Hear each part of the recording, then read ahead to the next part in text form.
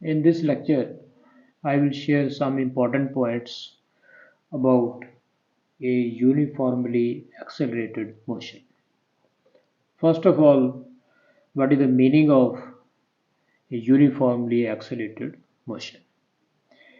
It is that motion in which speed of body changes at a constant rate. Means change in speed of body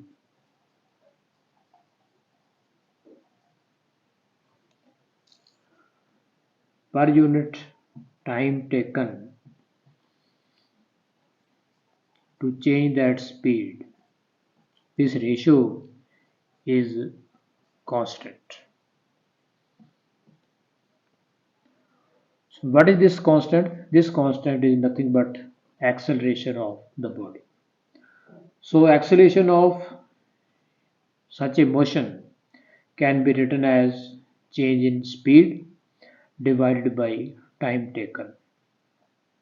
And in this case, if I plot a graph between speed of body and time, we get a straight line graph. This is another definition of uniformly accelerated motion. When graph between speed and time is a straight line, the motion is said to be uniformly accelerated because acceleration remains constant.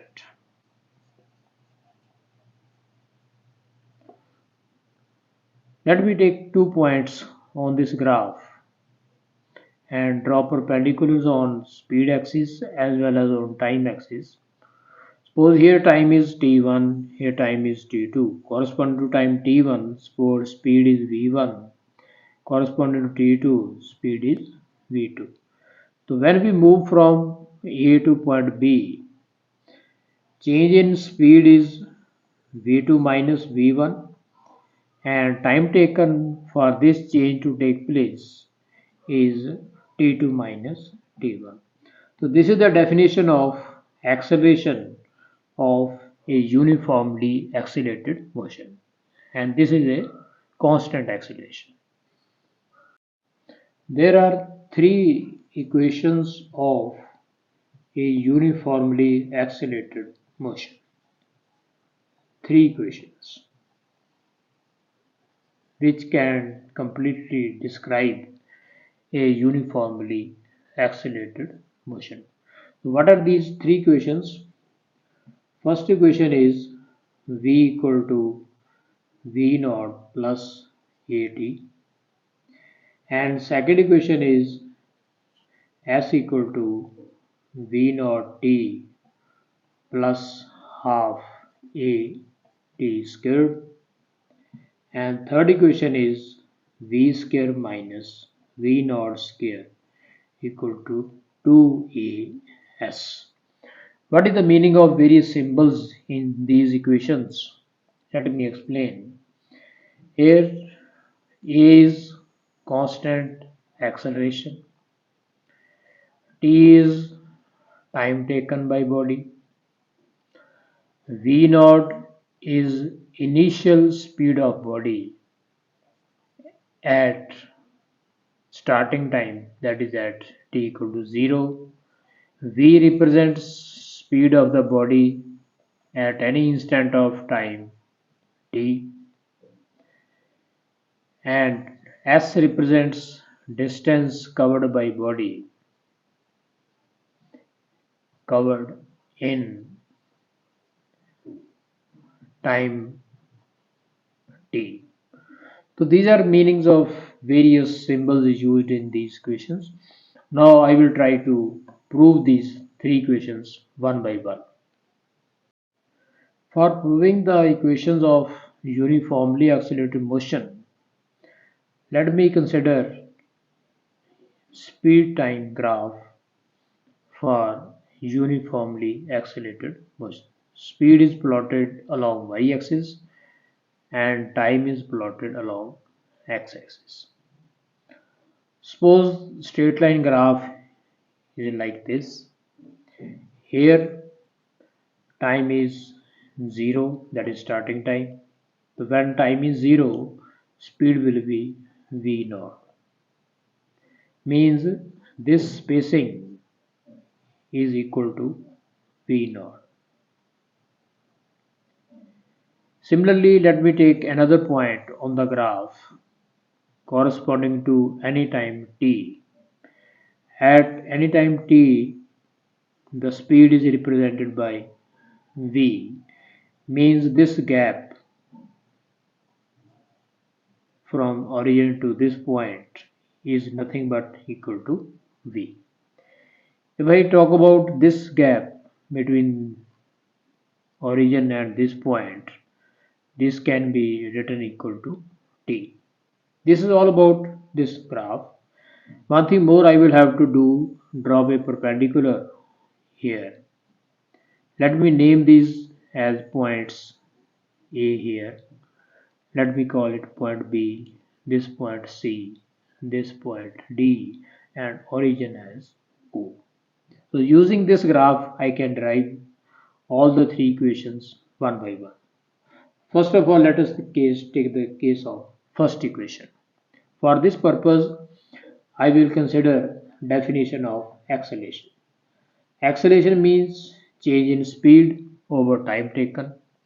Starting speed is v naught, final speed is v. So change in speed can be written equal to v minus v naught. Corresponding to this change, time taken is t minus 0.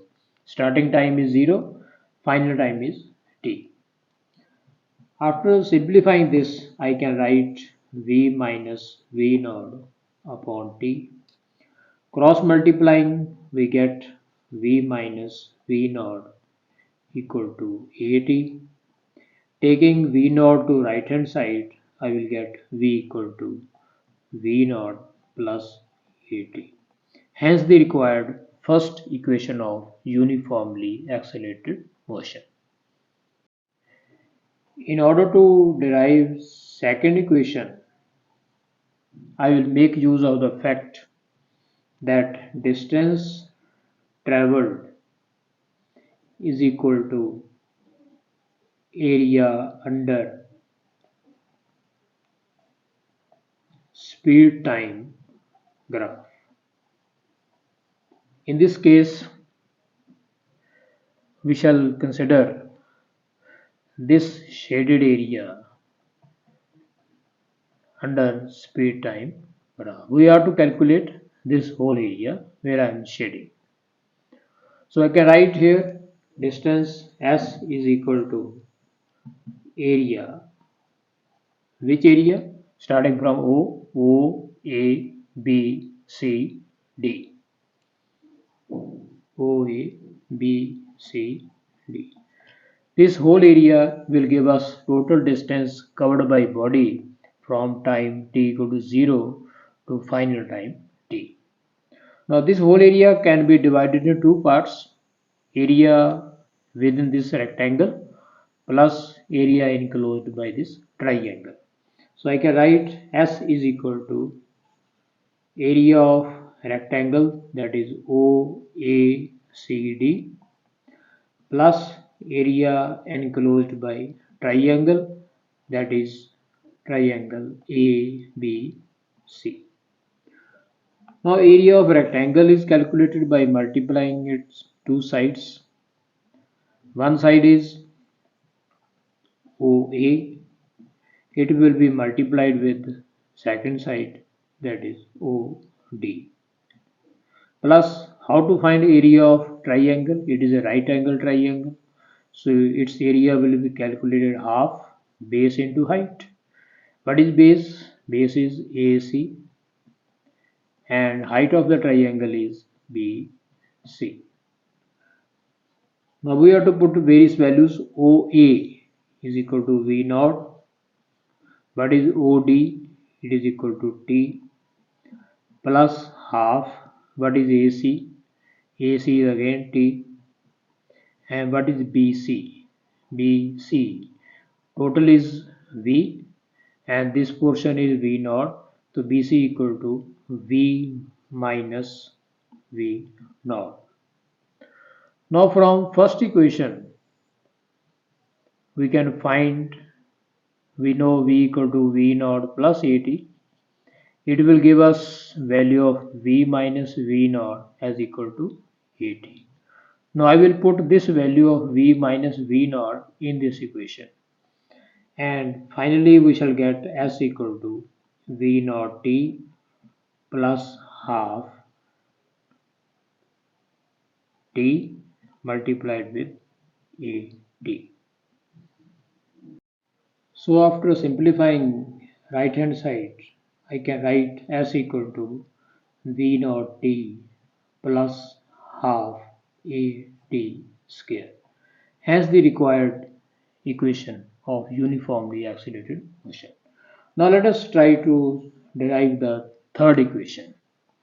For this purpose again I will make use of the same fact that area under speed time graph gives us distance as equal to area under speed time. Again I will write area OA plus OOA, B, C and D as I have done in previous case. Now I will not split this area into two portions but I will consider it as a trapezium. So S is equal to area of trapezium. Which trapezium? It is OA, B, C, D. In order to find area of trapezium, there is a relation. We make use of parallel sides. It is equal to half multiplied with sum of parallel sides of trapezium multiplied with perpendicular distance between parallel sides. This is the formula for calculating area of a trapezium.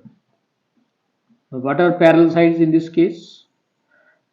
OA and BD. These are parallel sides. OA plus BD multiplied with distance between parallel sides. This side is parallel and distance between them is distance OD. Now we have to put values half. What is OA? OA is V naught. What is BD? It is equal to V multiplied with what is OD? OD is equal to T. Now let me consider the first equation of uniformly accelerated motion, that is V equal to V naught plus AT. From this equation I can find value of AT as equal to V minus V naught. This will give value of T as V minus V naught divided by. I will put this value of T in previous equation for S. So I will write S equal to half multiply V plus V naught multiply V minus V naught over A. Now it is equal to 1 by 2A V square minus V naught square. It is A plus B into A minus B, A square minus B square. After cross multiplying, I can write V square minus V naught square equal to 2AS. Hence the required third equation of uniformly accelerated motion. That's all.